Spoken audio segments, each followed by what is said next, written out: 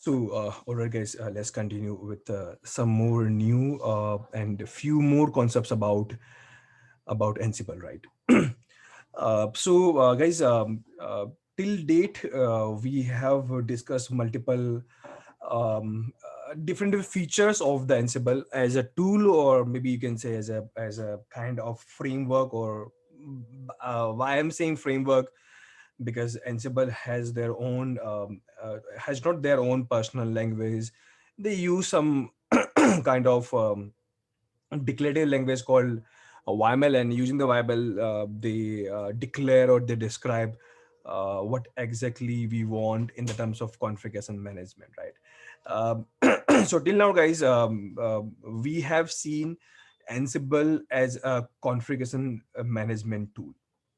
And technically, if you talk about the Ansible, right, Ansible actually is meant for the configuration only. And that's what, guys, Ansible is very much mature in this area. So I've guys, I've shown you multiple example, and few more advanced example is there. So we will keep on seeing. So almost anything you need or any kind of customization you want in the terms of configuration of any kind of servers, or any kind of normally the operating system or the platform, you can use the Ansible. But there's some more thing in the configuration world, not in the configuration, I say, some more thing in the infrastructure world, where we don't need the configuration, we need something else. What I mean by this, right? So first of all, guys, I am going to show you today some more new feature, or some more facility, I can say, provided by the Ansible. Okay, the main facility by the Ansible is configuration management, and that is what they designed for, or they developed this tool for. But there's some more facility, or I can say Ansible has some extra responsibility or feature they can do for you. So what is that? Let me explain you that particular use case. Then I'll come to this topic. Okay. So you know what, guys? If you have physical devices like RAM, you have CPU, you have hard disk, you have motherboard, network card. Okay, if you these devices, physical devices, and why we need these physical devices? So on the top of this device, we can install one program, and that program will operate the system. And you guys know that is called operating system. Okay, but you guys also know one more thing. If you want to install operating system, there's multiple different approach we have, or multiple different platform we have. So either I can install my operating system directly on the hardware, that's called bare metal. Okay, or you can install the operating system on the top of virtualization. Normally these OS is known as virtual machine. Or maybe you can launch the operating system on the top of cloud or cloud computing. At that time, they also known as virtual machine, and they also known as instances. Or maybe anybody who know container, like Docker, you can launch the OS on the top of container, on the top of the Docker technologies. Okay, so what I'm talking about, let's say you have one cloud or cloud computing product. For example, there's one public cloud called AWS. Okay, and what our requirement is I would like to go to AWS and say, AWS, can you provide me some RAM, CPU, hard disk, that is called resources, so I can install some OS on the top of this. So AWS will provide this resource. You can install some instance and the OS on the top of this. So guys, whenever you install any OS anywhere, maybe on the bare metal VM, cloud, or container, especially on the cloud world or virtualization world, right? We normally use one terminology for this, and the term is that we are provisioning our operating system. So typically, normally, especially in virtual world or cloud computing world, or same, internet, they are same similar kind of world. Name is changed cloud, but internet cloud also has some virtual technology they are using behind the scene. But there's a different point. The important point here is, right, if you install any OS or any instance, especially in the cloud in VM, that process is known as provisioning. But understand one thing, guys, uh, till uh, till the time your OS is not ready, or till the time your OS is not yet installed, okay, or it's not yet provisioning. Okay, there's no meaning of configuration management. Okay, understand one thing. If you want to configure something, for example, this is my virtual tool or virtualization technology I have, that's called Oracle VirtualBox. Okay, if you don't have this OS that I use till now, if you don't have this OS or VM that we use till now, how can you configure, right? So, for example, in this system we have configured load balancer. In this system we have configured Apache server. In this system we have configured Docker software, maybe something else we have configured till date. Okay, so but if you want to configure, either you can configure manually or Python, or you can use some kind of configuration management tool like Ansible. In any of the cases, without having the OS, right, there's no meaning to configure the system. Okay, so what I'm talking about, guys, it means Ansible rule or a requirement come up only after your OS has been provisioned. And after OS provisioning, okay, then we can talk to Ansible and say there's a new OS come up and this OS has some IP address. Let's say IP is 1. So Ansible do one thing first. Do one thing first. Please update your inventory and say there's one more IP come up. And after you update your inventory, just go to this IP and configure, depend how we write the things in my playbook. So from here, the role of Ansible or the responsibility or the use case of the Ansible come in play. Okay, so it means if you talk about as a broad level, so there's two things that you can do with the OS mainly. one one we provision the OS, means install the OS, and second we configure the OS according to our use case or the requirement. Let's say a web server we want. So two main thing we do with the operating system. But the important thing is Ansible actually is meant for config management. Okay, but nowadays Ansible has become so much mature, so much useful. So the community of the Ansible or the working force behind the Ansible, they also keep on adding some more facility to the Ansible. And now they're saying if you want to use Ansible for the provisioning, we can also use Ansible for the provisioning management also, or I can say for the OS installation also. Even though for this we have a different tool available in the market, and those tools are so much mature in provisioning the OS, right? One of the tool, again, very powerful, very open source also. Foreman is one of the tool we can use, and that is very much powerful for the provisioning OS. Or if you go to per company basis, for example, VMware, if you go, they have their own tool to launch the OS there. If you go to AWS cloud, so they have a cloud formation to launch the OS, or maybe manual way, or or maybe there's some very powerful tool that I always recommend, right? That is very much mature in the terms of provisioning the OS, especially in the cloud or the virtual world, that is called Terraform. So technically, there's a lot of tool available in the market. All right, they are so much useful or mature in the OS provisioning. Okay, but what I'm trying to tell you in today's class, right? If you have if you want to launch the OS, let's say in the, just for example, in the AWS cloud, why I'm taking example AWS, because very famous cloud, right? You guys might know this cloud. Okay, so if you want to provision or launch the install, or I can say install the OS in the AWS cloud, you can use Terraform. But you know what?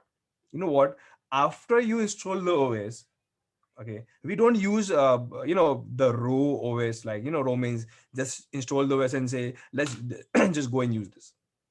Okay, we as an admin or IT guys, why we install the OS? We have a purpose for this, a reason behind it, and the reason is I want this OS to use for something. Maybe for running some Java code, or maybe running some kind of database services. Okay, but for this you have to configure this OS. And when you talk about the configuration, right, then the use of Ansible come in play. So technically and finally, you have to use Ansible.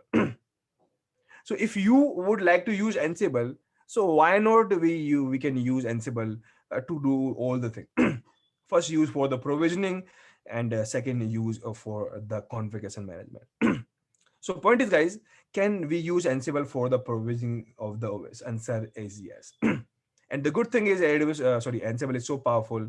You can use Ansible to proving the OS in AWS Cloud, GCP, Azure, Alibaba, maybe virtualization tool like Hyper-V, or maybe VMware or XYZ tools also. So nowadays you can use Ansible to provisioning or install the OS in almost in all the platform.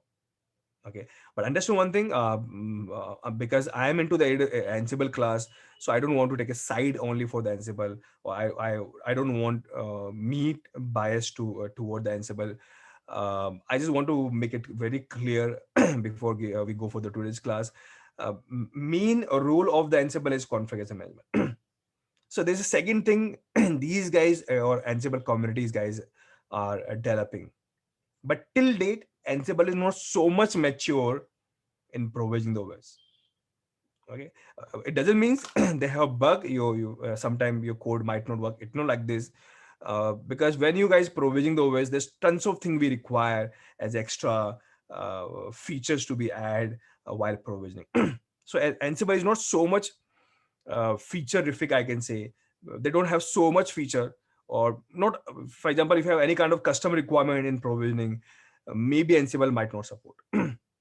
Okay, so that's the reason I say Ansible is not so much mature for, yeah, general thing you can do. You can launch the OS and tons of other things also you can do, but they are not so much feature-rific, and they don't have so much feature.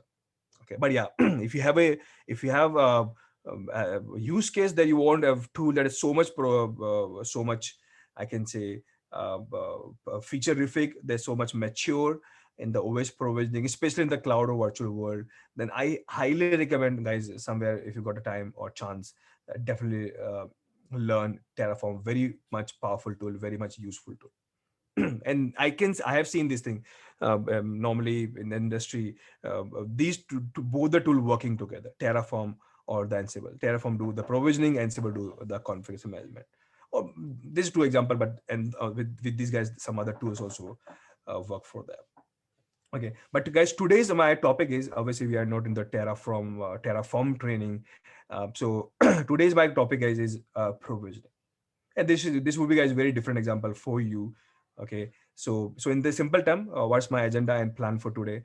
Today, guys, we are going to install the OS or proving the OS on the top of AWS cloud. Okay, with obviously with not with the help of Terraform, with the help of Ansible. So that's my today's plan. And from this today's example, maybe some of the guys might don't know about the AWS cloud, maybe possibility. Okay, so don't worry, guys, focus mainly on the concepts.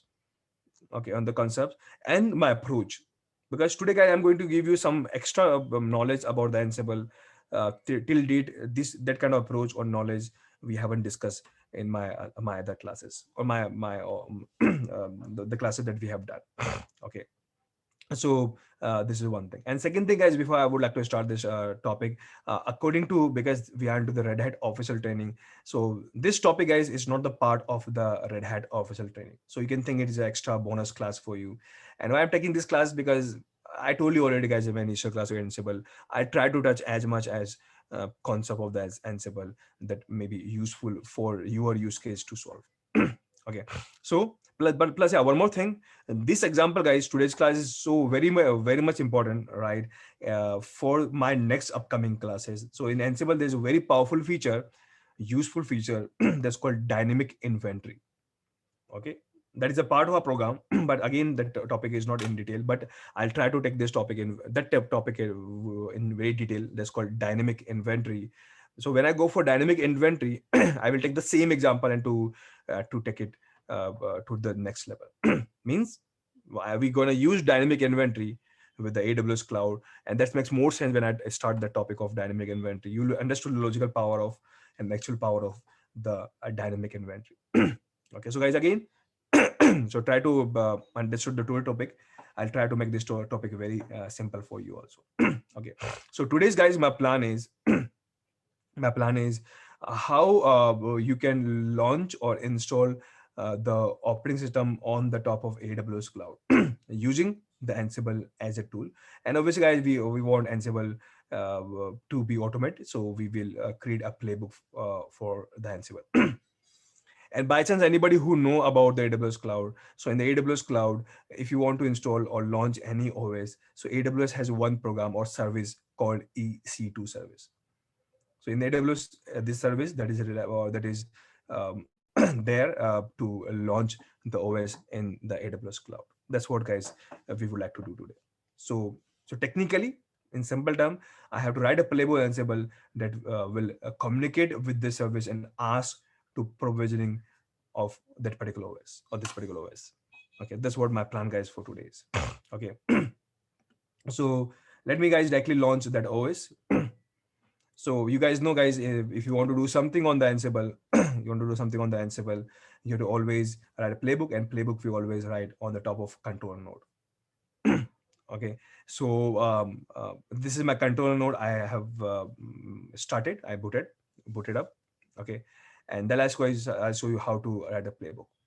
Now, the most interesting thing, guys, come up here.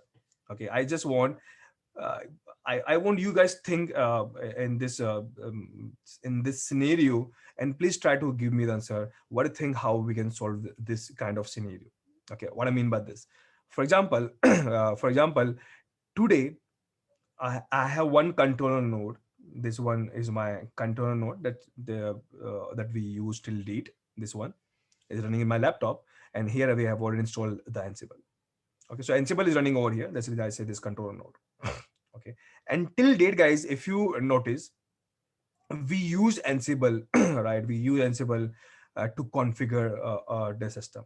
Let's say this IP1, or let's say this is Red Hat version 8, or let's say we have one more computer, this IP2. This might be Windows. Maybe I haven't taken the example of Windows, but same thing we can do with Windows also. Okay, so till this, guys, if you want to configure this guy, or you want to configure this guy, then two or three things, guys, we have to tell to the Ansible control node. First, the IP of this guy. Second, the username of this operating system, and third, the password of this operating system. Maybe some other thing also, like protocol, other things also. But these are three main thing you have to tell to the Ansible in their inventory file, or you can say in the database of the Ansible. Okay, it means if your Ansible doesn't know this three information, right, it won't be possible, guys, using the networking or protocol. They can go inside the system and configure the thing that we want. Or same thing with Windows also. You got a login password and IP. They go inside and configure Windows according the playbook we write. Okay, so now interesting thing over here is, right, okay, interesting thing over here is right, this computer is installed by my company, is owned by my company, or these computers also owned by and governed by my company. Some of my team member installed this guy, some of my team member installed this guy, and because this is the operating system and because it's told by us, so we know the IP of this guy, we know the username password of this guy, and see this username password or IP we provide to the Ansible, my configuration management guys or control node guys. Okay, so till date, guys, what you have seen, okay, the system that we had configured, or the system that are for us is just called target node, or the management, or sorry, managed node. Okay, are the one who that is provisioned by us, or we know the IP address, and it is running in somewhere in our environment where we have a control. Okay, now today's, today's what our requirement is. Okay, today we have to tell the Ansible, and that's one thing, guys, today we don't have the OS. Okay, till date we already has a pre-installed OS, otherwise it won't work. Okay, for example, today we have till yesterday, guys, or my last class, we had this OS, we had this OS, with this had this OS installed by somebody or installed by me. Okay, but my today's plan is very different. My today's plan is we have one bigger cloud. And if you know, guys, something about the cloud is like some kind of data center. Some AWS has their own data center that is technically known as availability zone. Okay, so AWS has one data center. So what we have to do in this AWS availability zone, we don't have any OS running, and thus our requirement is, right, we would like to install or install provisioning this OS. Okay, so if you don't have any OS there, it means You don't have any IP there, or there is no meaning of username and password. So there's no username, there's no password, and there's no IP because there is no OS.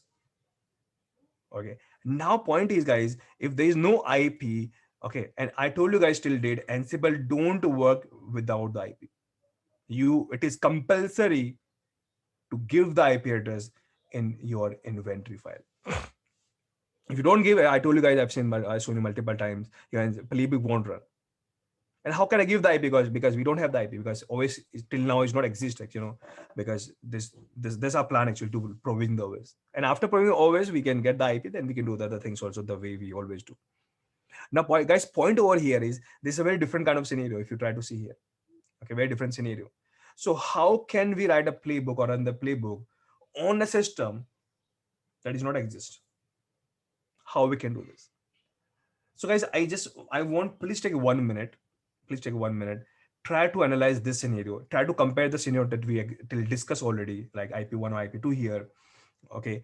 And just try to think, what do you think, guys, if because you know Ansible, you guys might know cloud, but don't worry about the cloud. But try to think, guys, how we can tackle this scenario, okay, without writing the IP address inventory. How my Ansible playbook will go to this guy, means where to go to AWS and say, I want you, please go and launch the OS. Okay, so please take, guys, 1 minute. I'll pause I'll mute myself, try to think, and if by chance somebody got the idea, please try to put in the Q&A.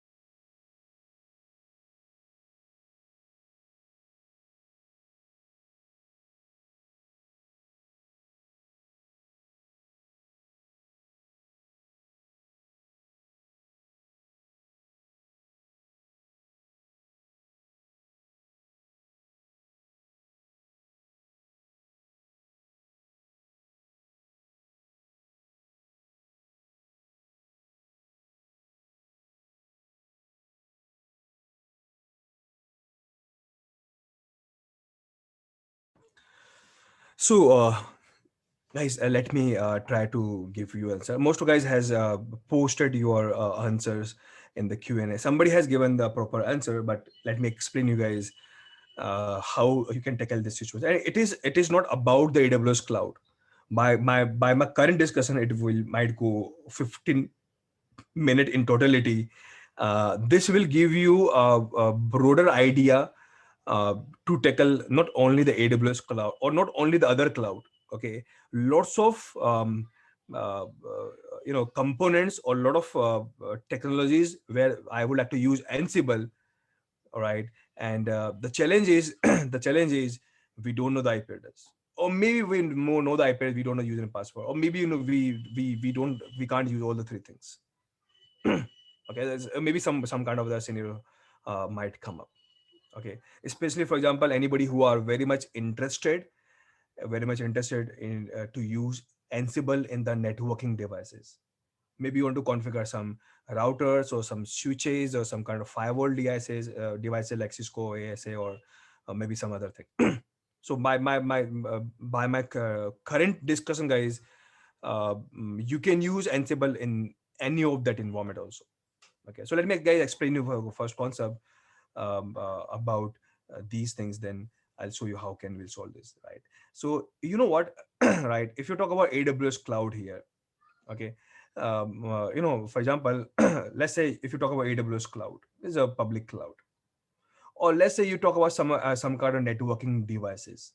So a lot of company has some networking devices. Let's say routers we have from Cisco or Juniper's, company, or maybe so we have some firewall real devices, maybe from some company called Juniper, for example, or maybe Cisco has a firewall.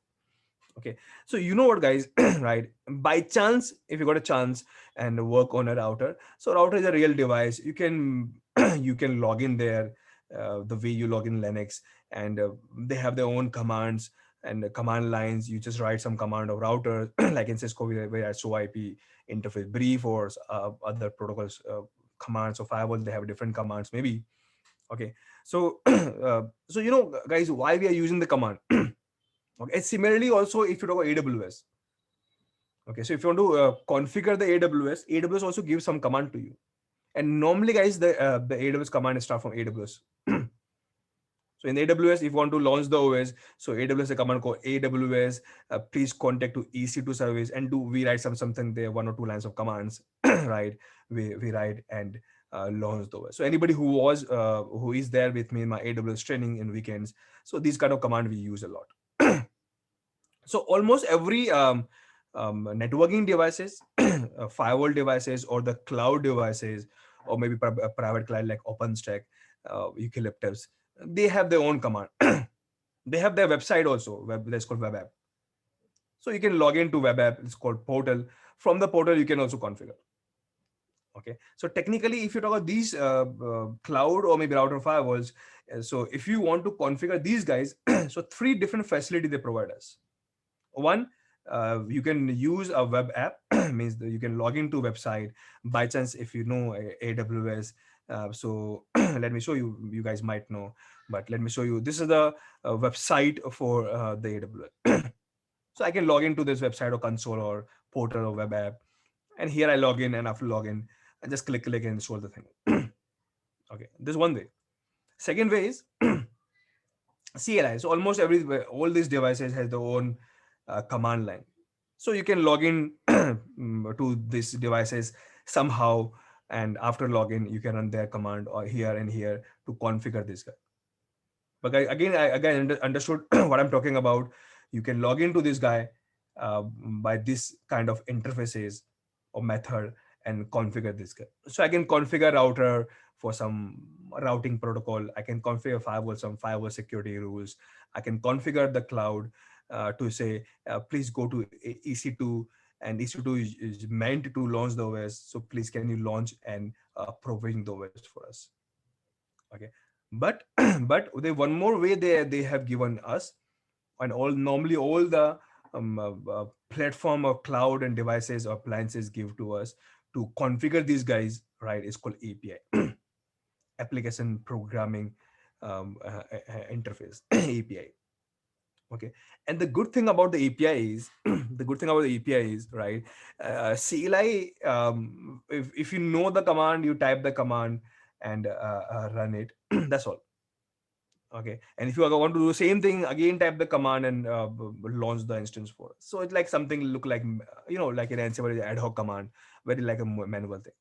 Web app is good, good for the guy who don't want to know, so do much technical, just click and thing has been done. But the good thing about API is, right, API is specially meant, right, and it's a very useful thing, right, wherever you have some kind of custom requirement. Final requirement is same. Final requirement is same. I would have to launch the OS in AWS. So I can contact to AWS API, API and say, AWS, do you have any API for your service called EC2? Okay, and so that I can contact to EC2 and ask this guy to launch the OS. Same thing we are doing, but the API. But why I'm using custom word here? Because API can be integrated with any of the language or the programming language. It may be Java, it may be Scala, it may be Python, it may be PHP. Any language you can use to integrate the API. Okay, it means, for example, if you know Python, I can write a Python code and say, please go to this API and run this run this function. Because this is a language, so normally in the language we run the functions. Okay, or because this is a language, so I can write a condition, while loop, for loop, run 10 times. So if I run 10 times, so 10 times OS will launch. So you don't have to manually click and run the command again and again. Okay, so this is one thing. Okay, And now because API is very can very easily integrated, and so we can get any kind of custom code in these languages, whatever you guys know, and you will know, right? So now what I'm trying to tell you here is, because there's a Python is a one programming language through which we can integrate the API of router or switches or the AWS cloud. And now you guys know Ansible is also one of the tool that's built on the top of Python. If Python can integrate it with the API of these devices or the cloud, so Ansible can also be integrated. Okay. And second thing, guys, normally in the programming language world, right? If you want to integrate Python or Java or PHP to some cloud or router or firewall, they come up with extra software that normally known as a library. So Java has their own library, PHP has their own library, Python has their own library. So let's say your plan is to integrate Python, or I can say Ansible, because Ansible is also built on the top Python language. So if you want, AWS cloud can be integrated with the Python, or I can say the Ansible. So you can ask the Python, do you have any extra library for this? I know Ansible is also one of your library just for one thing that's called configuration management. But do you have an extra library for the AWS cloud? They say yes, we have a library known as Boto, and they have the updated version called Boto 3. So they say we have Boto 3 library. So by this library, they will give you a function, because in the language we always use a function, and this function we can integrate with the API, and using this API we can use any of the service. Okay, so technically, you know what I'm talking about. Let's forget about the Ansible. This is a very common use case. Okay, a very commonly used case. Okay, normally if or you can see the same thing in router also. So you want to configure router, I don't want to go to their website or their portal or their CLI. Okay, or maybe this might be requirement. I have to do the same thing again and again. So what we can do, we can write some Python code or Java code, use the library of this router, let's say Cisco router. Okay, and or maybe no library not available, we can write some extra code also of some S3P protocol that normally they use. Okay, and integrate these guys and automate the thing. Okay, or not automate, I can use the word, but we can use the Python to configure the router by connecting or by integrating to the API. It is something like this. But in this whole process, in this whole process, okay, if I make this diagram a little bit more crispy and more smaller, okay, so finally, if I draw this diagram, it look like this. Okay, let's say this is your device. Let me talk about the word called router here of some company. Okay, and this is the system where we write your some language code, for example Python code you write. Okay, now now you know this big difference here. Till now, let me compare this example with Ansible. This is my Ansible controller node, and this is my Red Hat 8, and that will be work as my target node.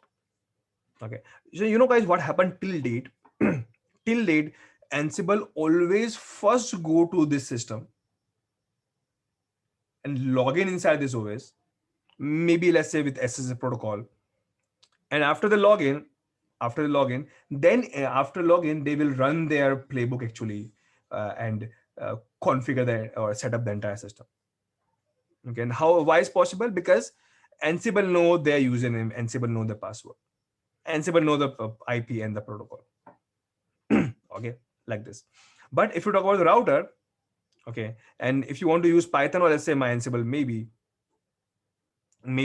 most of the time. Okay, one more guys, concise, I just want to tell you, maybe you guys might know already. SSH is a protocol that give us a facility that if we want to log in inside or go inside to IP2, we can go. Again, I'm repeating, guys.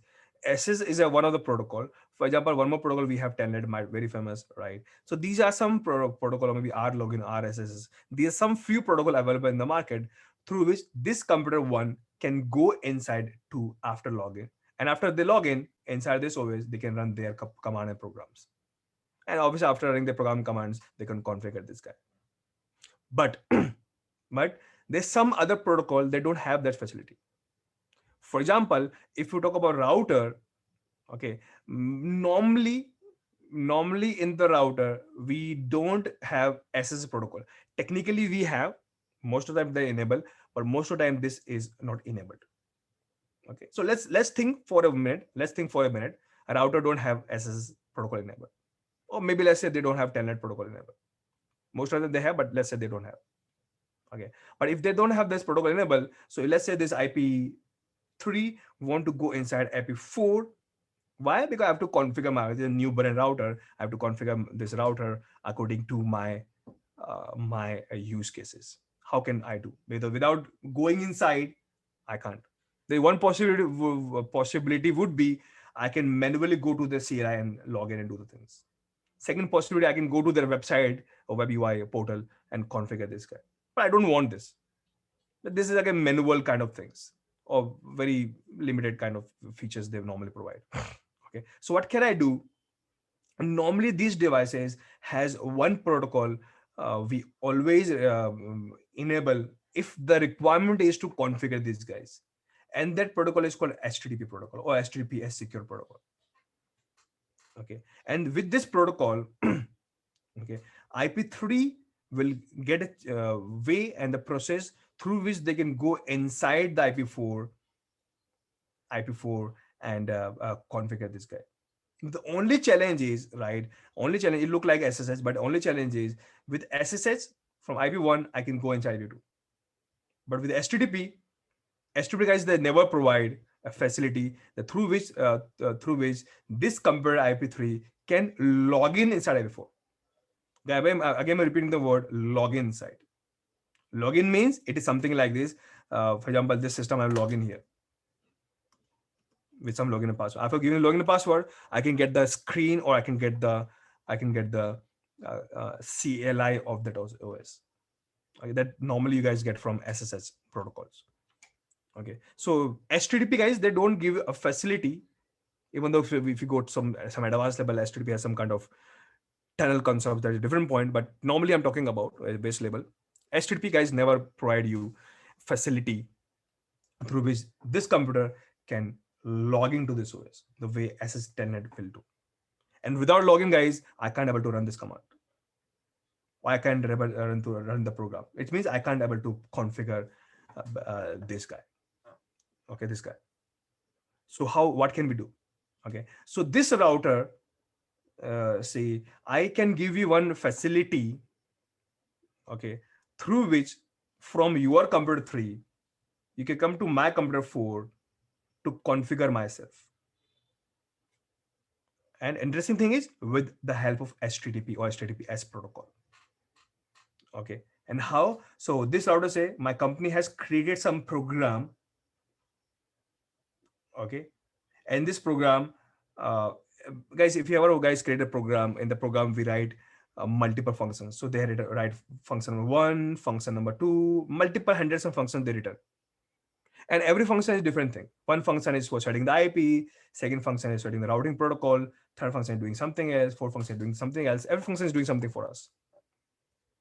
Okay, and the interesting thing is this program is not a normal program. It is like a web pages. Okay, it's like a web pages. The normally you open the web page, it's something like this. Or because this program is like a web pages, and web pages guys normally we access from HTTP protocol. Okay, so it means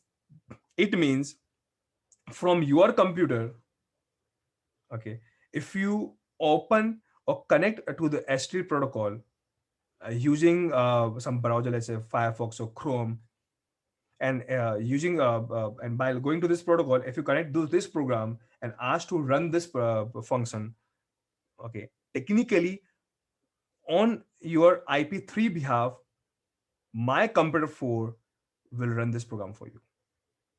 So you feel you are running, but on your behalf, you just send me the instruction. On your behalf, I will run this program for you. And that is the reason this program is known as interface for a program. It's called API, application programming interface. So guys, technically it's not an API class, but anybody who wanted to know about API more, a little bit more basics, and plus also you wanted to know how to create your own API so you can be more comfortable on the API creation, right? So guys, some days ago, I have delivered 1 or 2 classes on the API, my IIC Rise Python classes. Please go through it. It will give you a lot of idea, the actual meaning of API I shown there. But that I'm just trying to tell you the how the very high level how the API works. Okay, so technically that's guys, I was talking about. So normally guys, this is a very common thing. uh, that's the reason guys, API is always available in routers and firewalls, but especially in the cloud world. Okay, every cloud has their own program they provided to us, and that program is exactly equal to API. And every program guys has their functions enabled. Okay, a function for everything. One function for EC2 instance to launch the OS. One function for EC2 instance to stop the instance. One function for other services. And Python guys, by the way, this functions is technically known as method here. That's a different point, but this kind of facility they give us. So using my Python code, okay, I can go to this API of the AWS and ask to do the things. Okay, and interesting thing is, in this case, I don't have to log into my OS because OS is not there. So how can you log in? There's no meaning of login and password. But this program is keep on running by AWS for us. Okay. But interesting thing, guys, here is if you ask AWS this program is running, and this program is for by you for us for EC2 service management or configuration. AWS say yes. Okay, but if you ask AWS, can you please tell me which language you use to create this program? AWS say, oh, why you need this? I given this program to you, technically also known as I expose this program for you. Just go and use it. That's all. Which language I use, how I write the code, where they are running, okay, and what is the login and password? You don't require. Okay, so it will say you don't require to know, even though I don't provide you. It means this is one of the scenario. Okay, if this is one of the scenario, right, where you don't know anything about this program. Okay, don't know anything about it, especially the what they use. That's the thing, guys. We always use the word API. Is there, is hidden, it hide, right? Okay. So my final guys, final say here is right. Uh, Again, I take the example because today's my plan is not the router, but but by this concept or the concept I'm going to show you today, okay, same approach you can use to configure router firewalls. Depend guys which environment and which technology guys you would like to configure from the AWS. Okay, so technically today it's something like this. We have a AWS cloud, and this is my Ansible control node. Now challenge guys we have here is right, in the AWS cloud there is no OS running. Okay, this is not the right way to say, but in the AWS cloud there is some OS running where they are running, and this OS they are running some program. Here I just want to say API, which language they created, what is IP of this OS, what is username of this OS, what is password of this OS. This AWS guys never reveal this secret to anybody in the world. They say my program is running, we expose me, we have hosted as a web page or website or API, same thing, right? Anybody who want to use it, use it. Okay, so anybody, for example, Ansible want to use, just come over here. So because the API guys, API normally work on HTTP or HTTPS protocol, use this protocol and connect me. That's all. And connect me. And ask this program or API. This program comes with multiple functions. So tell me your requirement. If your requirement is to launch the EC2 instance, say it. They will launch for you. After OS launch, then that will be your OS, and it will be like a normal OS. The OS you see here, this will be normal OS, and you can do whatever you want to do on the top of the OS. Maybe you want to configure, then you can configure. Okay, but my role is AWS. My role is to giving this OS. Okay, but for this you have to contact to my API. Okay, how? With some programming language, or here I can use the Ansible also. Now in this whole process, guys, again I would like to emphasize one thing here. In this whole process, this program is running in some of the OS inside the AWS cloud. Where they are running and the IP using password, we don't know. Let's say this IP might be XYZ. I don't know this value of this IP.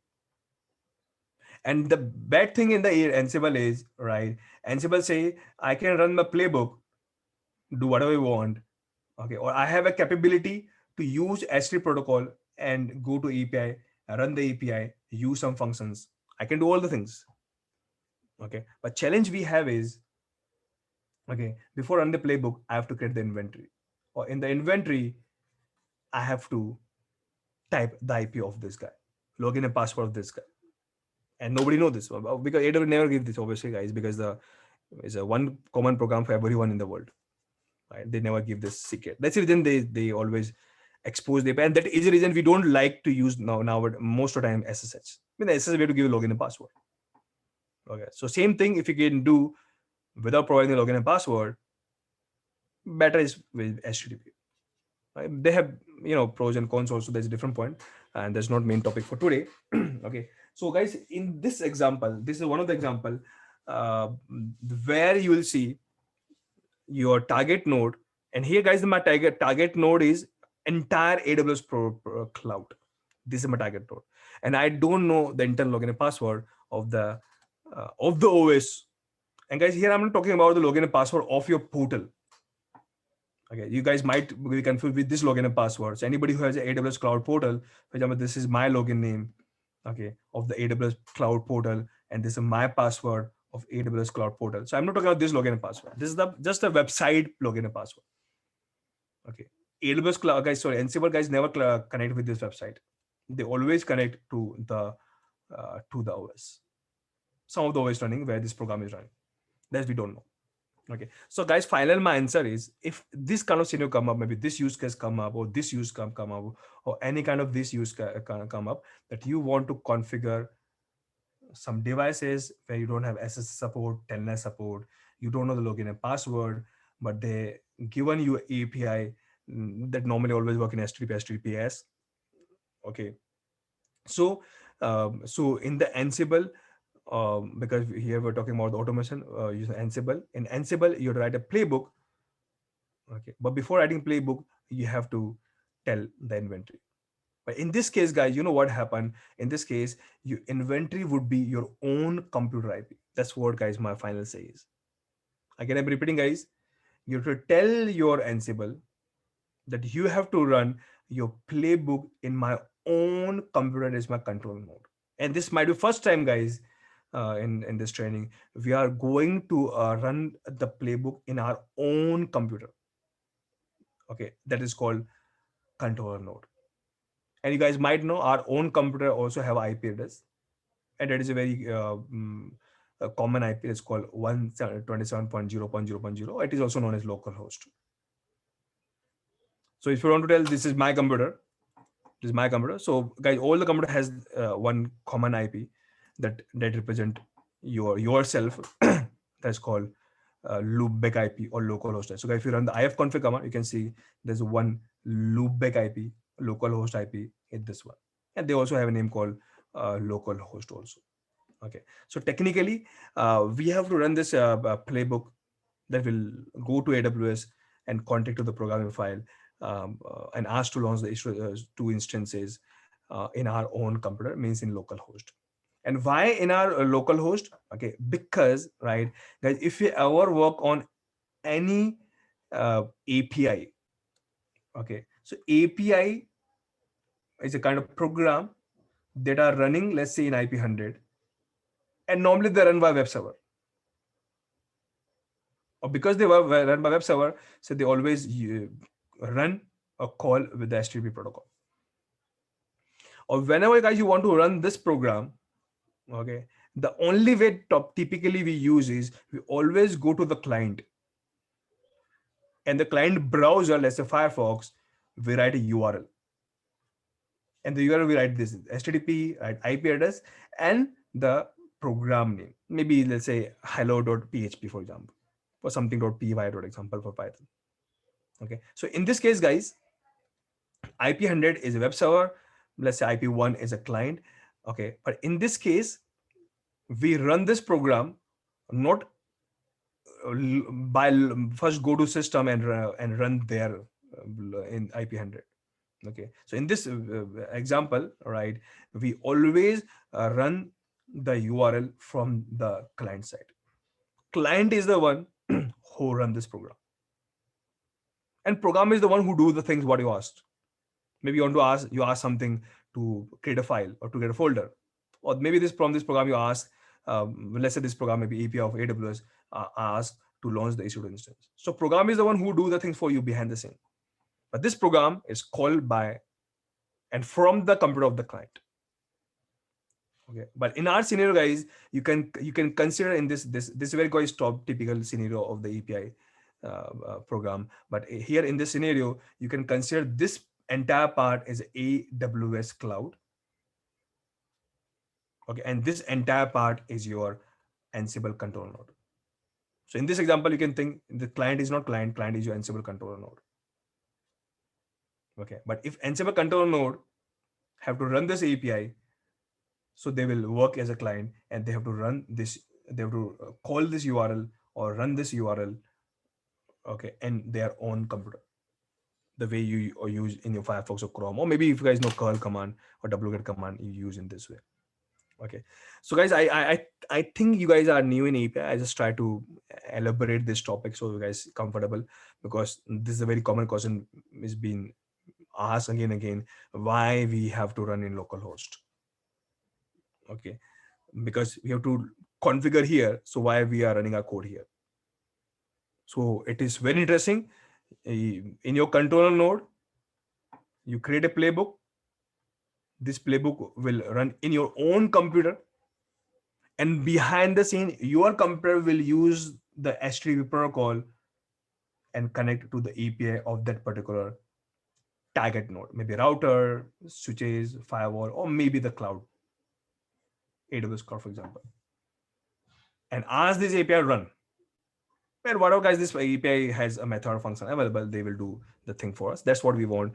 I want my API of EC2 service of AWS. They will go and launch the instance for me. So this things might look critical for especially those who was new in API, but it's pretty simple to do the things. So let me show you the demo where any of this scenario come up. Okay, where you have the API and you want to use Ansible to use that API to configure something, then you have to run the playbook on the localhost. Okay, so I can guys complete this topic in 1 minute also. Just try to directly run the playbook with localhost, but I just wanted to explain you the whole concept, how they work behind the scene. Okay, and now the second thing is you also know Ansible has a lot of module available. So if you ask the Ansible doc, so do you have any module for AWS? And guys, AWS is a big cloud. In AWS, we have service called EC2 because we are interested in the EC2. So do you have any uh, module for the EC2? Okay, so let me check. So they've given you a lot of modules here, but if you go up, let me check the module that might be important for us, and I think this might be one, because if you read the description of this module, so they say this module has helped you to create and manage EC2 instances. That's what we want. Or maybe if you go to manual of this module, let's give you more proper explanation right here. So why the use of this module? So this module is help us to connect AWS EC2 instances and helping me to create and manage the instance. That's what we want. We want my AWS instance to be created. Okay, so that's what this module is. So technically, because in Ansible you want to do, you always have to use the module. So this is the module we have to use. Okay, but understand one thing that you already know. If you want to use Ansible to configure something, my configure is AWS EC2 instance.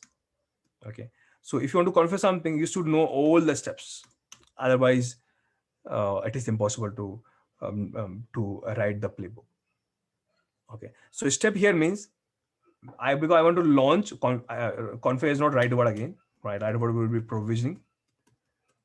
So because I would like to provisioning my AWS instance. Okay, so you should know all the steps that normally we use in provisioning the EC2 instance. What I mean by this, if anybody by chance know AWS cloud, so first of things guys, what you do is first you select your region. Okay, for example, in my case Mumbai. Okay, so I selected Mumbai as a region. So you always select your region. Let's say I say Mumbai, and you guys also know AWS give every region some unique ID. So Mumbai has the ID called AP South one, or maybe you can copy the ID from here. So Inter guys, they remember the or know the region with the ID. So this is Mumbai. Then what you do normally, you go and select the service name, EC2. Okay, and that's what guys we have selected already. Okay, instead we select the service in the AWS, we select the module name. This module is the one who will do the thing for us. So technically, from the Ansible, we have selected which service we have to use. Okay, so for let's say I already select a service. It's called EC2 underscore sorry underscore instance. Means mm, I at ask the AWS that I am interested in EC2 service, not in VPC or the other service also. I'm not at all interested in those services. I will to work on the service. So and I want this service to be used in Mumbai. Okay, but what I want next. Okay, so guys, if you know AWS, normally we click here, and after we click, we already decide which OS you want to launch. And here, guys, OS is known as AMI. Let's say I'm interested in the OS called Amazon Linux. Okay, and guys, here AWS also always give AMI a unique ID. So let's say this is the one of the ID I would like to use. Means I would like to launch this OS. So let me copy here. I would like to use this OS image. And that's one thing, guys. If you install any OS, maybe in the virtual world or Docker or cloud or laptop, you require image always. Image like a bootable image. So this is the image I'm looking for. This is my Amazon Linux. Then you normally select, okay, and you always select here instance type. So my instance type is, guys, here I'm showing you my manual way, right? Because I told you already multiple times, if you don't know the manual thing, how you can automate the things. Okay, so here I select the instance type and say T2 micro, for example. It means I require one CPU, 1 GB RAM. So T2 micro, I need. So I'm collecting the information and creating my step one, step two, step three. Then I convert the step into the Ansible ad hoc command or my playbook. Then I click next. Then here I select number of instances I want. So I am interested to only launch one instance called count one. Then normally guys in the AWS, we have to, in Mumbai there's multiple data centers they have. So you have to select which subnet or data center you want to launch on. So let's say in my account, my data center name is this one or subnet name is this one. You in your account, if you have, your name will be different. So I want my subnet to be subnet 9896 to write obviously very accurately, because I'm going to use the same name in my code. So 9896 9 again 8F0. So in this lab or in this subnet, or I can say data center, you can think in this way also to launch the OS. Okay. Next, these information again might not be so much useful, but next, uh, they say how much hard disk you want. This is by default. You select or not by default. Internally they pick for you. Then you want to give some OS a name. You can give the name. Next thing is firewall. Do you want to attach some firewall? So I already have some pre-created firewall, or otherwise we can ask the Ansible. They will also create some firewall for you. So let's say I would like to use this firewall. This firewall. One minute. Let me use 1 minute. This one. Okay, you can use anything. but I'm using this one so that I will have a proper connectivity. I written here, anybody can connect from outside world, just so I can test something. So this is my firewall. Okay.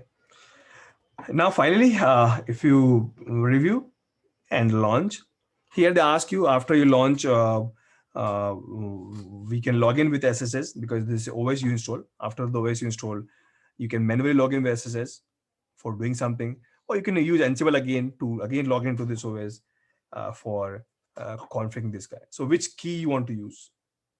So let's say AWS class 2020 key I would like to use here. So my key is like a password or a private key is called AWS class 2020. And finally, guys, I can launch. But right now, I don't. This is the web way or portal way. I don't want to use this. Let me cancel this because I just want to show you here and let me cancel this entire. Okay. But guys, finally, what I did nothing. I just wanted to go through the steps. And finally, what you got? Nothing. I don't have any instance or the OS running here. Nothing. Why? Nothing because I don't have. And what I want, I just wanted to collect this information so that these information I can use in my Ansible playbook. Now I know my requirement. I know all the steps I need. Okay. But understand one thing. Okay. These steps, what I collected here is a part of only one the module, right? Because whenever you launch an instance, these things we want. It means these things would be the attribute for this module. And this is a module. And normally we write in the playbook, in the ad hoc command, M like this. So this is my module name, and these would be my attributes. So maybe for A, and I can write my attributes name here. If you want to use the Ansible ad hoc commands. But understand one thing here, all right? I use a reason I use OS space image. This is the name I have given, but this might not be the actual name, right? So for this, I can go to the manual of this guy and pick the name from there. So you can go to manual, maybe in the command line, or you can go to AWS, sorry, Ansible EC2 module, and just you can go to the module of these guys also. So if you go to this particular module, because I'm using this module, EC2 underscore instance module, this module. So ask this guys, do you have any, even though guys, what you see in here, Ansible has a module, but Ansible purely work on the top of Python. And the Python, if you want to connect with some other technologies, so they have a library. And if you see here, they're also talking about, right, that the requirement is Boto3 library. Okay. Even though they haven't mentioned this is Python, but we know Ansible built on the top of Python. So behind the scene, the way I explain you, they require Boto3 library. Okay. And where we require this library? Wherever we run the Python. Where we run the Python, where we run the Ansible. Where we run the Ansible, we run the Ansible in the controller node. So technically, in my controller node, before we run the playbook, we need a Boto3 library. So how to install the library? pip3 command. And when I ask the pip3 command, I need Boto3 library. The same thing as we did in my Docker also, and I think one more example we did. Okay, I think in the load balancer. So in your controller node, you need this library. Otherwise, if you try to run the playbook, it won't work for you. Because internally, they call Python. Python call this library. Why? What is the use of this library? This library, right? This library know how to integrate the API of the AWS cloud. Only for AWS. But maybe for Cisco router, they have a different library. Firewall, they have a different library. But this library, Boto3, is only meant for AWS cloud. Okay, and that is, guys, Boto3 library by chance known as SDK, Software Development Kit. By using this kit library, we can develop the software for AWS. But by chance, anybody who want to know actually about the Boto3 in very detail, right? So guys, my current going AWS class, we are doing CSA. After the CSA, we will start a developer track. In my developer track, we are going to discuss this library in very much detail. There we purely write the Python code to use this library and do a lot of things. Okay. but here we don't need to know much about boto3. Okay, so this was done. Okay, now let's pick some information. So ask this module, because we are using this module. Okay, all the parameters you have. Okay, so one of the parameter they have is that I'm looking for do you have any parameter for the image. They say yes. Okay, so I have one parameter called image id, where you can put your image id. So this is the parameter they have. Okay, so this is not actual parameter, this is the parameter we have. Okay, parameter we have. Now if you go down, do you have any parameter we can write the key name? So this actual parameter name is that is developed by this developer of this module is key underscore name, is not key. Okay, similarly, can you give the OS a name? So we have a name as a parameter. So let me give OS name also. So let's say this is OS from Ansible. So this is my OS name. Let me write in this way to make it more clear, visible. Okay, then anything else? Region. Which region you want to launch? Region you want to launch. So again, by chance the same what I read right here. AP South 1 means Mumbai. That's what I want. Okay, can you give give me your security group ID or name? Security group is actually known as firewall. So yes, I have my firewall name already pre-created. So this is my firewall name, but actual attribute name is security group here. Okay, and what you want your final state, right? So I obviously I want my OS to be present. So my state that we always guys write in my Ansible code normally, state is I want it to be present. Okay, and anything else? Okay, uh, can you tell me what is your subnet ID? Subnet ID means which data center you want to launch, something like this. You can think in this way, those who don't know by chance. So here my subnet ID is this way. Okay, so these are the information we have collected. This we collected, these we collected. Count I haven't see here. It means they don't support count. It means maybe they have only options to launch one at a point in time, maybe. But maybe just go in, you guys go and try and find out if they have the option for number of core to enable. No, it is not. uh, might be they have, might not be. Maybe they don't have, so let me remove it. So it means they launch one instance when we run this playbook once. Okay, so this is the entire attribute.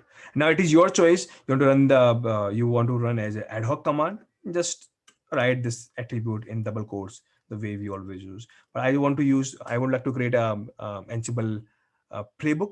You guys know how to create a playbook. So we write a task, and this is one of my module name, and these are the attributes of the module. So these are the attributes of my module. So guys, this would be your playbook. Because whenever we write the playbook till date, we always write a play name, means where we would like to run the play. Normally we write all, or normally we write some of the IP like this. But this is the first time, guys, we are going to run this playbook in my own computer. And guys, this code I'm going to copy in my control node and asking my control node that I want you run this code in your own computer. And every old computer is normally represented with your own name, and their own name is called localhost. Okay, so I want you run this code in my own computer. It's called localhost. Or maybe you can put the IP 127.0.0.0.1 like this. Okay, so I explain you guys why I want to do here. Okay, so now let me guys properly format this code, means give the proper indentation.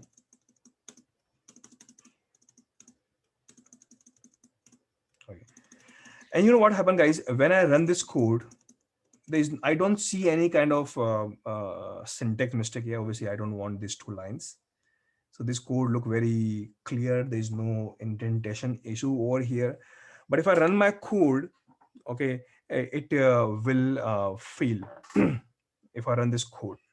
Okay, why is fail? Why it will fail? Because you but obvious guys, it but obvious. If you want to use any of the AWS services, maybe using web UI, this is a web UI, maybe using Python or Ansible, or maybe using AWS CLI, you have to first log in, okay, in the AWS portal from your account that you created, okay, that you created. So without login, you won't able to use your services. So either you can use web UI, CLI, API, you have to log in. Okay, that's AWS. Okay, and what AWS said, if you want to log in the web portal, you can give your username and password. But if you want to log in through CLI or the API, it is not important who is using API, Python, Java, or Ansible. But anybody use API or CLI, instead of username and password, I'm giving some kind of key to you. And the key, right, the key is access key or the secret key. So you can think of access key like a username, secret key like a password. So anybody who don't have this key, maybe my router, if router has this facility or firewall, or especially AWS cloud, we won't allow to log in. And without login, I'm not allowing you to access my program or my API. They're secured for obviously they have to secure, right? So that's what. So technically, okay, if you don't give access key and secret key here in this code, it won't work. There's no error in the Ansible, but they will give the error called some kind of failure of authentication. Okay, and that is the reason if you see in this document also, they have mentioned here access key or secret key. So here you have to pass your access key like a username, it's not exactly, but like a username. And here you have to pass your secret key. It is something again like a password, like a password. Like so, from how you get the login and password, obviously from your AWS account. So anybody who has the AWS account, so in the AWS account, if you go to services, and this service, if you go down, is called IAM service, where you can create your own user and password or access key or secret key.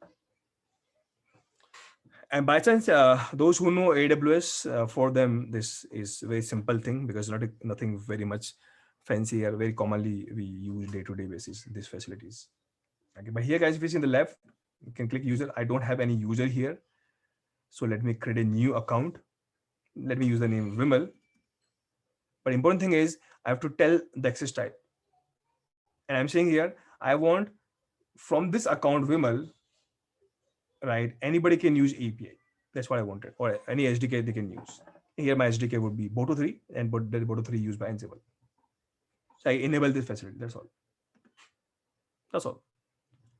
It means Vimal has one account, and using the anybody can use this account for API. And for this, I will create access key and secret for this guy. Then click next. It's about this is about guys some kind of permission to this account. So I will say Vimal, you have some power, and I'm going to attach some power. It's called admin power. It's not good practice, but here I'm not in the AWS cloud, so I'm giving entire power. So Vimal can do anything in the cloud by their these kind of codes. Okay, and click review next and create. And here they will create access key. That's what I want, right? And guys, very important keys. If you give this key to anybody, so this key is your like password. Anybody can use this key to log into the AWS command from the CLI, and they can do any harm in your account with the unlimited power. So don't share your access key, especially don't share your secret key. But I have to show you right now because I have to do this demo. But after this demo, I will remove these keys. Okay, that's all. So this is my entire code, and close, done. Now what happened, guys, if you want to launch any OS, you don't have to log in either from Vimal account, neither from this account. You don't have to click in any of the services, neither here. Okay, from the Ansible from the Ansible automation tool, we can launch. And this is the first time I'm showing Ansible or using the Ansible to provisioning the OS. But yeah, after OS provision, I say, okay, then again you can use Ansible one more time to go inside that OS and configure something, maybe databases, maybe web server or load balancers, whatever to configure. That would be your choice. Maybe today the practical is to show you how to configure the OS. Before this, I have to run this code in my controller node, and by chance the controller node IP is this one. And by chance, guys, my IP of my controller node is this one, 129. But I write my code in my Windows, so I can't copy this code from here to there. So to make it simple, what I'm doing, I'm using putty in my Windows, and from putty I'm logging to my controller node from my Windows, so I can copy paste the code very easily. Oh, sorry. You've seen my password actually.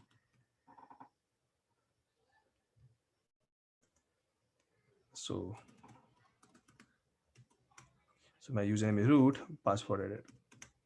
So this is the same system, this one, right? Nothing, no difference. Okay, and let me increase the font.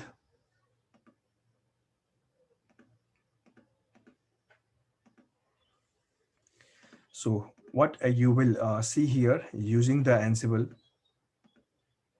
Okay, so this is my controller node. Let me create one more workspace here, workspace 8.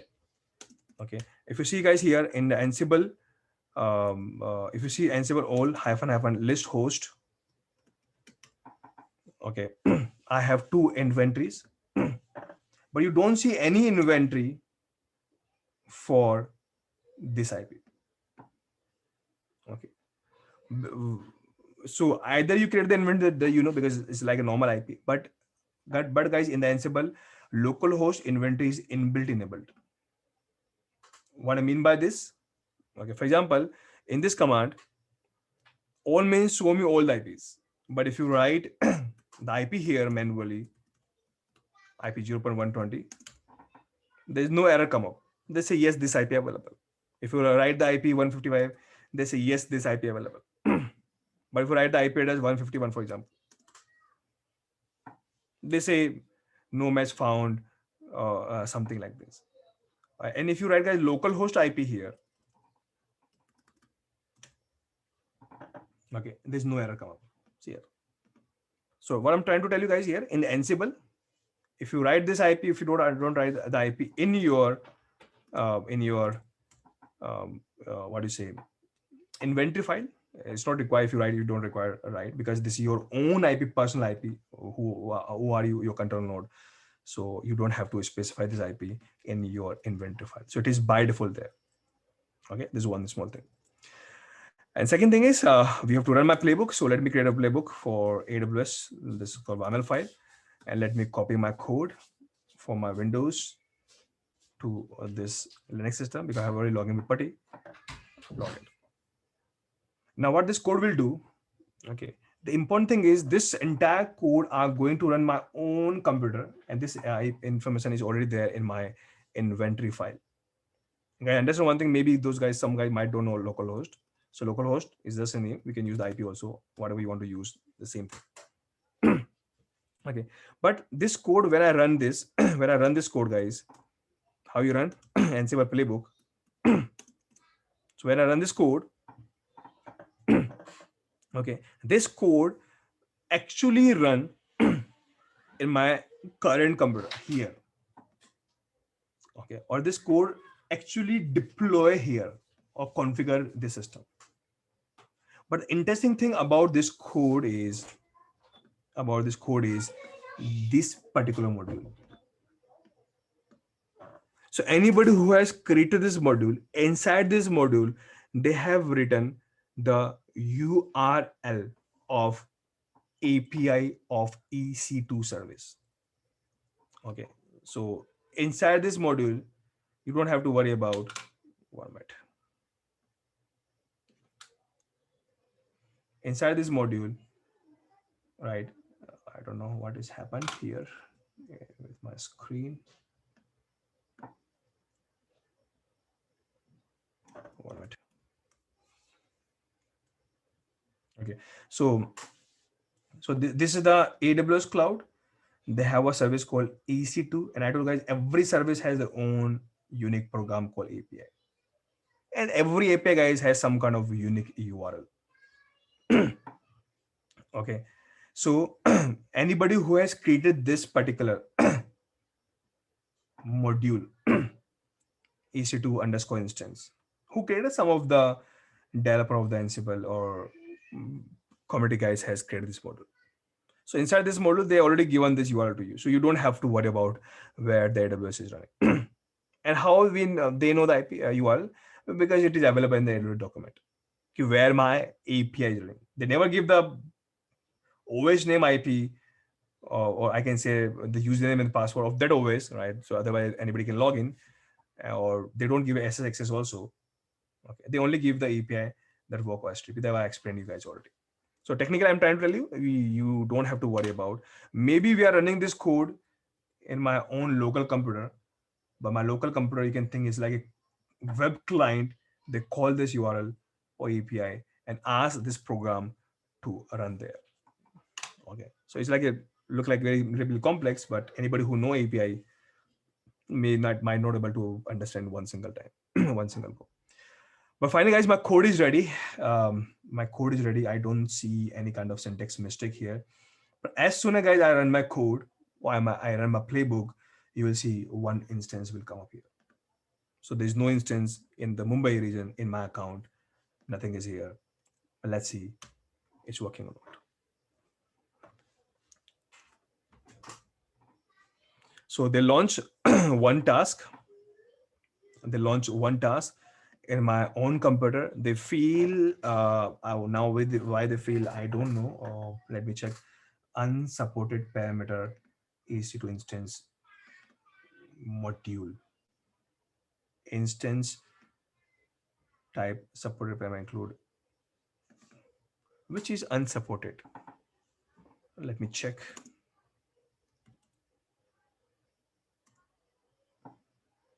Oh, sorry, is a instance type, right? So it is underscore T, or let me check. Maybe I forgot to update here. What is the instance type parameter? Is a instant, yeah, it is instance underscore type, right? I haven't updated, I believe. So instance underscore type, this actual parameter or the value given by us to us. Let me run again. So this playbook is running in my local computer. Okay, because I don't know the login and password of my target computers, but I know the API or the URL. So that we are calling in my local computer, Mr. Localhost, and this localhost or running or calling that URL.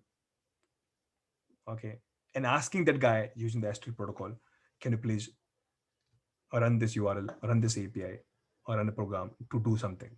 And what to do something? What we asked. We asked to do these things. Means launch one instance for us. So they're launching, they're taking some time. They are launching, but if you keep on checking here, yes, you see, they finally come up, right? So just now they launched the instance. They're still waiting. They're just taking the, trying to take the response from AWS or after they finish. But you guys see it is same instance we launched. Even though if you click here in the detail, all right, you'll see this is the name we have given to the OS. This is the name given to the OS. But if you see, this is the instance type we have given, this subnet we have given, all other things also, this key we have given, right? So everything is same, whatever we have given to this OS. And sometime they will also come out and finally say, what you ask is been changed or done. Okay. So guys, finally, there's a code. Let me remove my secret key. Maybe somebody might have seen this, but I will change my login password. But don't share this. Even though there's other way also, guys, to hide this login and password, you can create some environment development local computer, or we can copy in my internal system. So you don't have to type again and again your login and password. But that is a different point, right? But my intention is not to talk about the security. My intention is here to today talk about that using the Ansible, you can do the provisioning of the OS. Okay, so that's my main intention for today. Okay, and guys, if you understand this topic, if you don't understand topic, is not so much important. By chance it is bonus class, but but but in the realistic world, Ansible we are going to use, or we are using for these purposes, for Docker, for this guy, for some more things. And finally, guys, they have a launch for us. There's no error come up. Okay, so that's the one thing. And I said, guys, I'll share this entire code to you. I won't, please try your code or try to run this things to automate the instance provisioning from the Ansible. And after, guys, you will done successfully this task. I just want to give you guys one challenging task. Okay, one challenge. Let's see who can do this task. Okay, this task technique is so simple. Maybe try 2 or 3 times. You will see it will work for you. But the only thing is you should know, if you know a little bit, if you have a little bit knowledge in the AWS, then it will be very simple task. Okay, but let me give you one challenge task. Let's see who can do this, right? So task is something like this. I want you create a playbook. Okay, this playbook, first task the done by this playbook is to provisioning the OS. This is the first thing I want. Okay, and that I always show you here. Done, that's all. Now, second thing I want from this playbook, as a second task I'm talking about, is after you launch the OS, okay, I want this OS to be configured for something. For example, let's take example, let's configure web server, because you guys are comfortable with web server. So I want you configure this system as a web server. Okay, that's what I want. Okay, but interesting thing here is, right, because this playbook is going to launch this OS. And guys, whenever you launch the OS, okay, AWS, after you launch the OS, they give you a unique IP to you. This is the IP they give you. Okay. Or maybe you launch one next OS, the IP will be different. Okay. And point is, guys, this is the IP where this OS is running. And if you want to configure this OS, you have to go inside this OS. If you want to go inside this OS, you should know the IP. And you have to go inside with SS protocol. Good thing is, because I launched this OS by default, this is Amazon Linux OS, SS is already enabled. So this is not big challenge. Okay. The big challenge is, okay, how we get the IP from first step and provide to the second step. The first step, after completed, that time I will come to know the IP of this guy. Okay, and we have to retrieve the IP from the first step and and provide to the step number 2 from the same playbook. Yeah, if you write 2 different playbook, you first playbook, you launch the OS, then manually copy the IP, update your inventory file, then run the second playbook and do the configuration. This would be a little bit very simpler process. But I want everything to be automated, right? I don't want every time manually go here, copy the IP, update the inventory, and go to this OS and configure this guy. I don't want this step, this process. I want one single playbook, something like this. Okay, this is the first task. I will run one more task, the package task. They will go to that OS and install the software like HTTPD, the way we always use. But interesting thing is, this step give me the IP of that guy. I don't know till time the IP of this OS. And after we get the IP, right? So these steps, package, all the things will be run in that particular IP. Okay, something like this we want. So it look like pretty simple 2 step, but the biggest challenge here is how to retrieve dynamically this IP and provide to this guy dynamically. That is a challenging task here. Let's see, guys, who can try. It's very interesting thing. A lot of in a lot of use cases, these kind of concepts we have to use. Okay. So that's all, guys, for today. I emphasize a lot in API, but in most of the places, guys, Ansible have to call API to configure hundreds of things. We might take some example in the future classes. Okay. So that's all, guys, for today. Any questions, any query, if you have, you guys can ask me.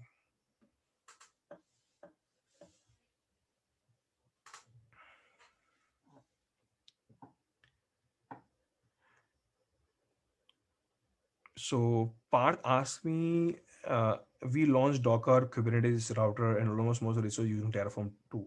So on what factor and when we use Ansible for being in compared to Terraform? Uh, Part till date, I highly recommend, even though I'm the purely in the Ansible class, but I highly recommend if you want to provisioning, especially the Kubernetes or the cloud, use Terraform. Even though here one click they launched, there's no challenge we had. Things working great in this, for example. But if you have some kind of more customized level thing, you need in the AWS cloud or maybe in the Kubernetes, um, uh, Ansible might not properly work. Maybe in the future they will be so much enhance their feature. There's a different point. Terraform is so mature, right? That's the thing. But what feature they can't do in Terraform do, I might not discuss in this training, because not everybody comfortable with the Terraform. They know the Terraform concept, but maybe in my upcoming class I have some Terraform classes that if you want, and by chance for the part, I will definitely discuss the comparison of this era Ansible of with the Terraform, right? But lots of things there. Okay, that Terraform is so mature.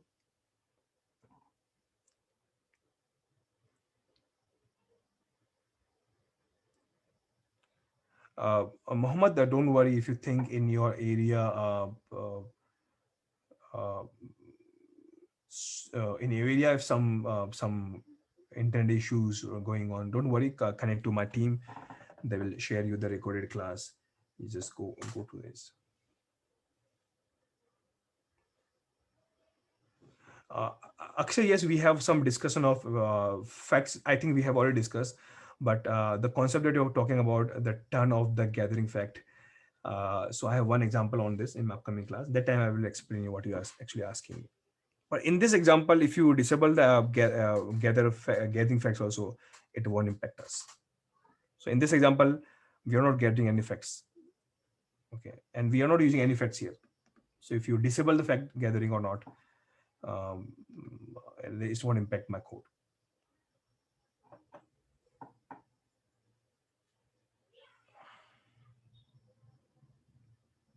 So API also like web page. What is different?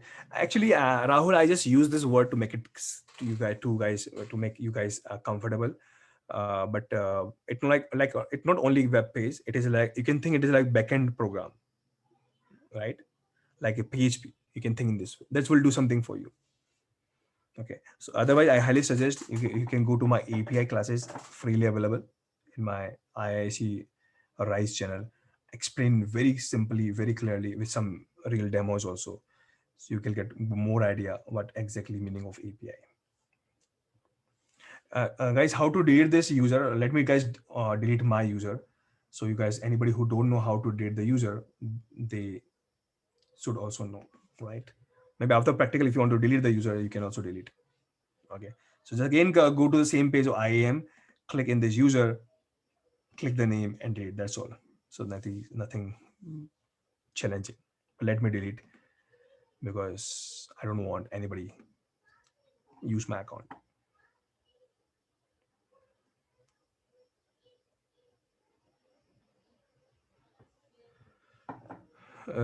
Saswan, there is no difference in GenMask and NetMask. Both are the same. Some tool use word GenMask, and most of the tool use the word NetMask.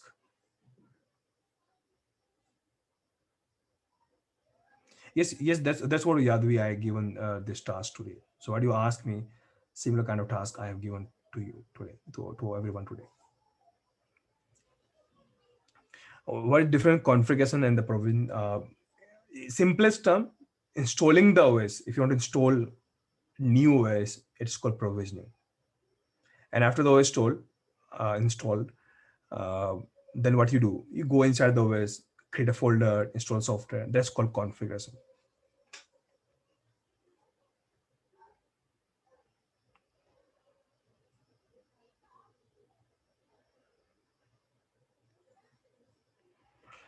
Rahul, if you're not able to configure Ubuntu from Red Hat control node, most probably maybe SSH protocol is disabled there. If you're not able to connect, okay, the best way to check is from the Reddit. Try to do SSH manually with the command with the IP of Ubuntu. It will if it if it's connect, then that's okay. There might be other reason. Just go and first check SSH is enabled or not. Yes, Mandan will do time management session also in my Earth classes soon.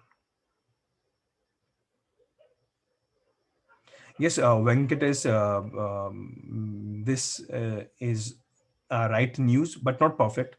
The Kubernetes is dropping Docker. Even though till date also Kubernetes say we support containers, or we say we support the container that has a OCI compliance. So anybody who is OCI compliant, they support. So if Docker is, or Cryo is, or Podman is, they support. But if Docker is moving to the next direction or different standards, so there will be no support. But yeah, this news is right. Kubernetes is dropping Docker, and they are nowadays they're promoting more of Cryo or Podman support technically. But container support will be there. Logic will be same.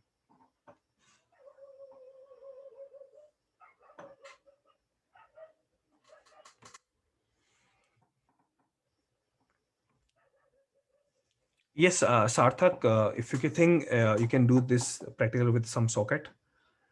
Um, that's what you can do if you can think. I don't think so. In this process, I can't see socket use. But if you have some idea in your mind of socket, you can try.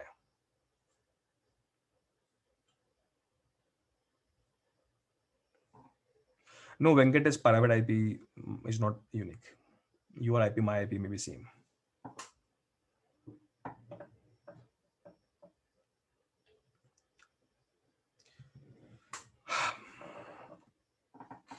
Ansible Flex can retrieve IP.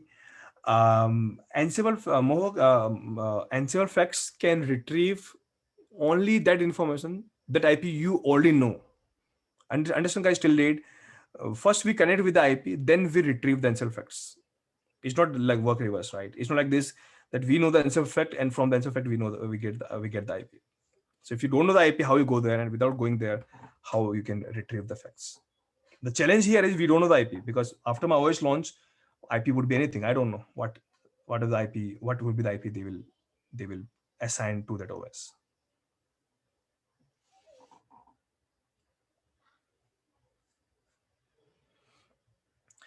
No, Chetan, Ansible playbook uh, execute step by step. You are right, but this is not a step. This is entire one single step.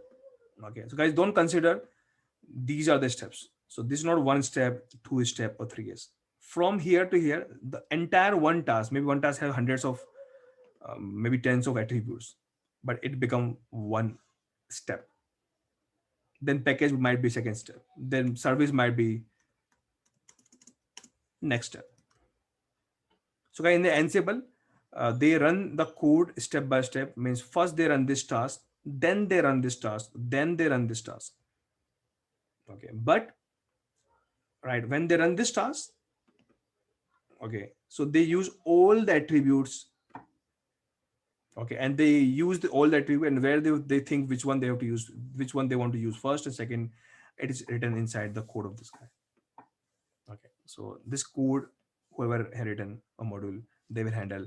Maybe initially they might use this attribute to first log in, then they use to this one to check is it already installed or not, then they use other to launch the OS. Okay.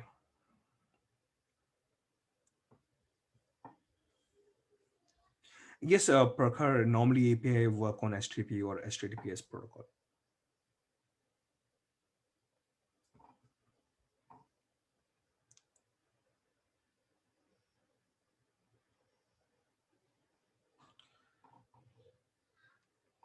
Yes, Gaurav, you can also do the same thing. By this particular example, the task I given to you, so you can use Ansible to launch some instance on the AWS, the way I show you today, and those instances you can use to set up the Hadoop cluster. It's similar kind of task I have given to you. I make this task a little simpler. I ask just to configure web server because everybody's configure web server. But same, if you know how to configure web server, same process you can use for uh, Hadoop also.